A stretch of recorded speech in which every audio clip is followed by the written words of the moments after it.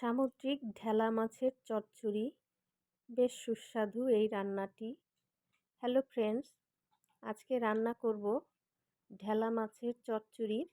এটা সামুদ্রিক মাছ এবং অনেক পুষ্টিগুণ সমৃদ্ধ একটি মাছ, খেতেও সুস্বাদু।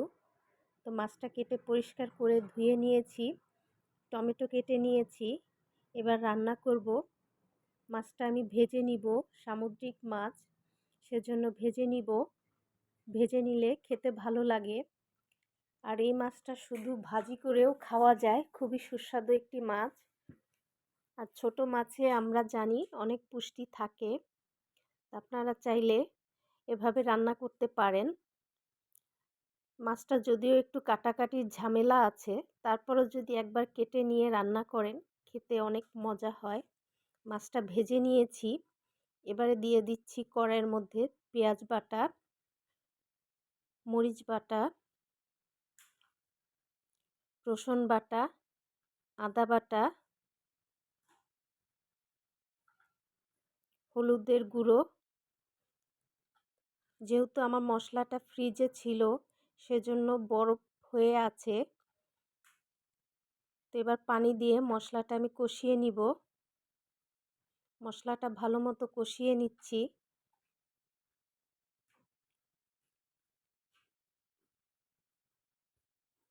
মশলা কষানো হয়ে গিয়েছে, এবারে কেটে রাখা টমেটোগুলো আমি দিয়ে দিচ্ছি। এবার একটু ঢেকে দিব টমেটোটা সিদ্ধ হওয়ার জন্য।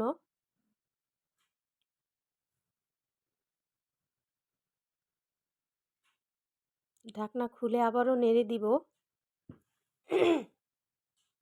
এবারে ভেজে রাখা মাছটা আমি দিয়ে দিচ্ছি এর মধ্যে।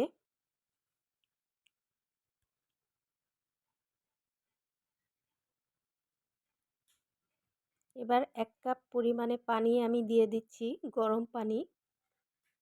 দিয়ে দিচ্ছি স্বাদ মতো লবণ। এবার ঢেকে দিব।